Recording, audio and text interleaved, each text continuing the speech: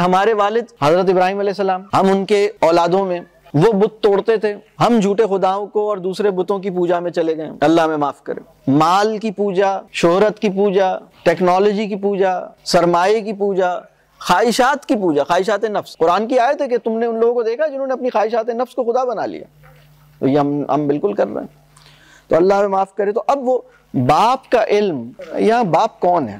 کیونکہ اگر ہمارے ابو جان بھی ہماری جیسے ہیں تو یہاں باپ وہ نہیں کہا جا رہا، پیچھے بتا دیا کہ باپ کون تھا۔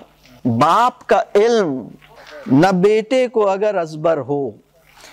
اس شعر کے بارے میں میں یہ کہتا ہوں، اس کی مثال ایسی ہے جیسے قرآن میں سورہ عصر کی، جس کے بارے میں امام شافعی کہتے ہیں کہ اگر پورا قرآن نہ بھی آتا اور صرف سورہ عصر نازل ہوتی تو بھی ہدایت کے لیے کافی تھی، اس میں کمپلیٹ بات، یہ امام شافعی فرماتے ہیں، مطلب یہ اس مفہوم کی بات کہتے ہیں۔ تو میں کہتا ہوں جواب شکوہ میں یہ ایک شعر بالکل کافی، بات واضح ہو رہی، لیکن یہ پہچاننا ہوگا باپ کون ہے۔ باپ کا علم نہ بیٹے کو اگر ازبر ہو، یعنی بیٹے کو یاد ہی نہیں ہے باپ نے کہا کیا تھا۔ باپ کا علم نہ بیٹے کو اگر ازبر ہو، پھر پسر قابل میراث پدر کیوں کر ہو۔ ان کی میراث میں تمہارا جو حصہ ہے وہ تمہیں کیوں ملے گا؟ تمہیں نہیں ملے گا۔